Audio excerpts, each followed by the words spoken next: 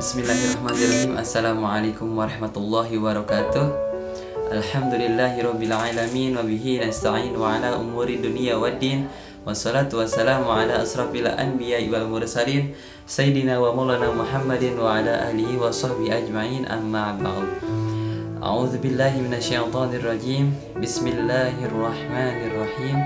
Iqra bismi rabbikal ladzi khalaq, khalaqal insana min 'alaq.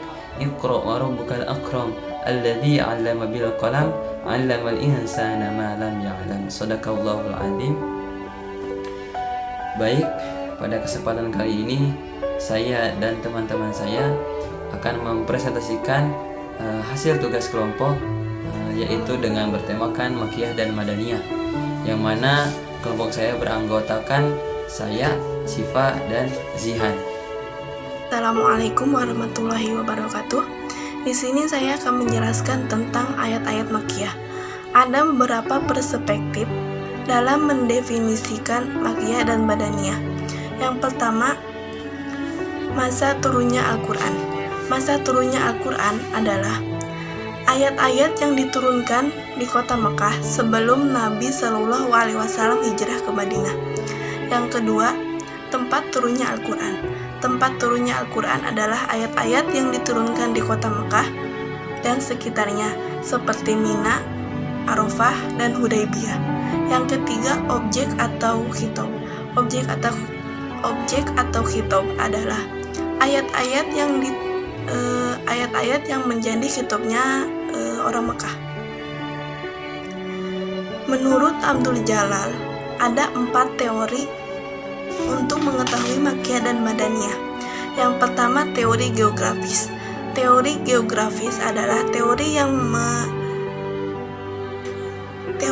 berorientasi pada tempat turunnya Al-Quran. Yang kedua, teori historis. Teori historis adalah sejarah turunnya Al-Quran.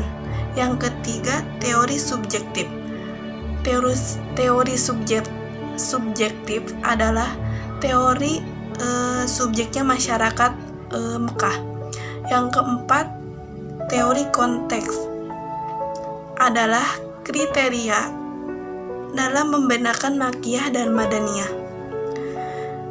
Ciri-ciri ayat Makiyah atau surat Makiyah antara lain: yang pertama, setiap surat di dalamnya mengandung ayat sajdah. Yang kedua, setiap surat mengandung lafaz kala, seperti contoh ayyaqtuluni qala kala dalam surat Asy-Syura ayat 14-15. Yang ketiga, setiap surat mengandung ya ayyuhan nas, kecuali surat Al-Hajj pada akhir suratnya. Contohnya, ya ayyuhallazina amanu, ya ayyuhallazina amanu ruk'u wasjudu wa'budu rabbakum waf'alul khairul la'allakum tuflihun. Yang keempat, setiap surat mengandung kisah para nabi dan umat terdahulu, Adam dan iblis. Yang keenam, setiap surat mengandung huruf muqatta'ah dan hijaiyah. Selanjutnya, kriteria surat Makiyah antara lain izin untuk perang dan hukum-hukumnya. Yang kedua, rincian hukum tentang hudud,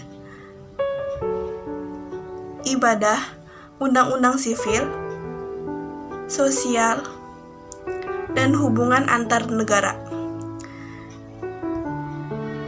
Yang ketiga, penyebutan tentang kaum munafik, kecuali surat Al-Ankabut.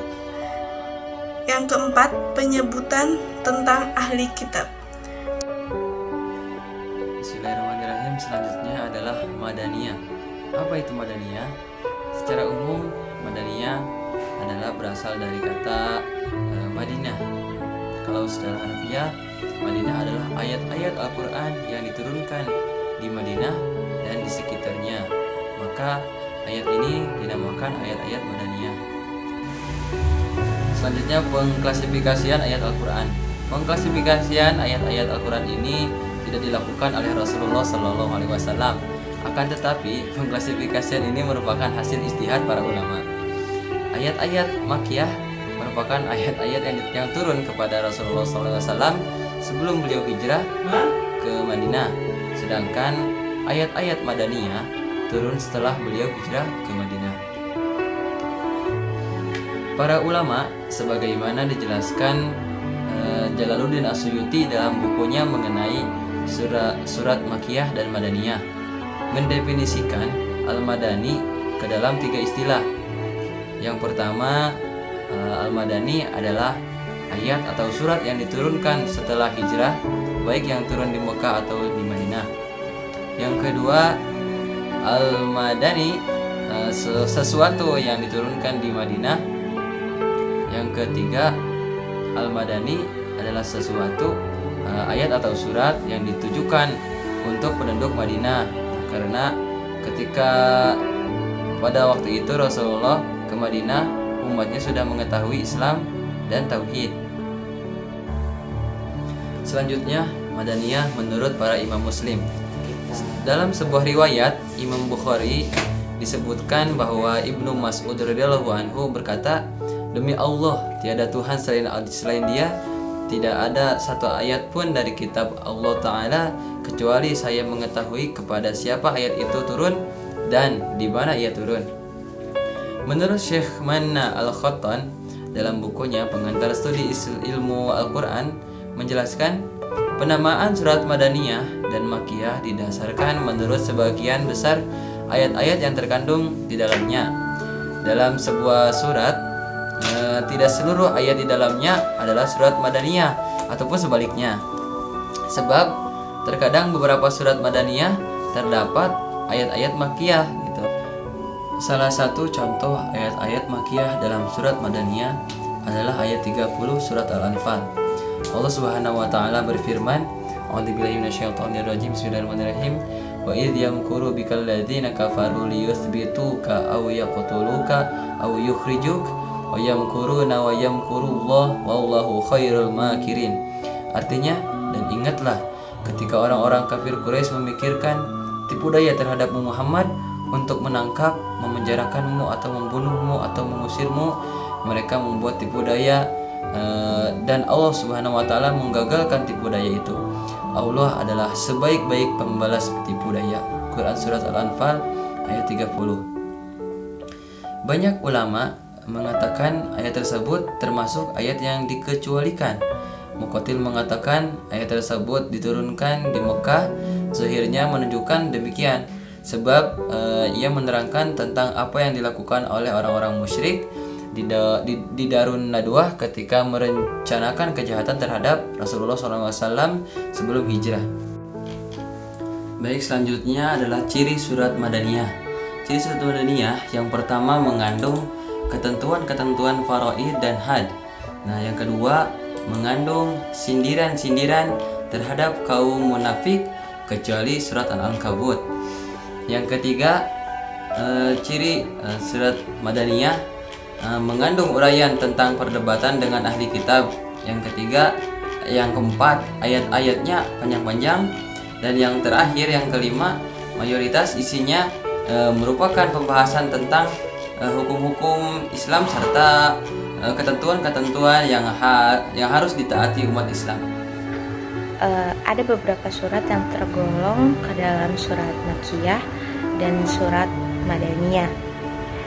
Surah Al-Quran yang termasuk surah Madaniyah diantaranya ada surah Al-Baqarah, surah Al-Imran, surah An-Nisa, surah Al-Ma'idah, ada surah Ar-Rud, surah Ar-Rahman, surah As-Saff, surah Al-Bainah, dan masih banyak lagi. Yang tergolong ke dalam surat Makkiyah itu diantaranya ada surah Al-Ghashiyah, surah Al-Fajr, surah Al-Balad, surah Asy-Syam, surat Al-Lail, surah Ad-Duha, dan masih banyak lagi yang dapat kita ketahui, kita baca, kita pelajari di dalam Al-Quran. Oke, sampai sini kami cukupkan materi dari kami. Selanjutnya, apakah ada pertanyaan teman-teman? Silakan jika masih ada yang kurang jelas atau masih ada yang kurang paham tentang materi yang kami jelaskan kali ini, boleh ditanyakan kepada kami. Insya Allah kami akan menjawabnya dengan baik dan sebisa kami. Bagaimana teman-teman? Apakah ada pertanyaan? Sekian presentasi dari kelompok kami. Kurang lebihnya kami mohon maaf apabila di dalam presentasi kami tadi ada kata-kata yang salah atau kata-kata yang tidak berkenan di hati teman-teman sekalian. Wassalamualaikum warahmatullahi wabarakatuh.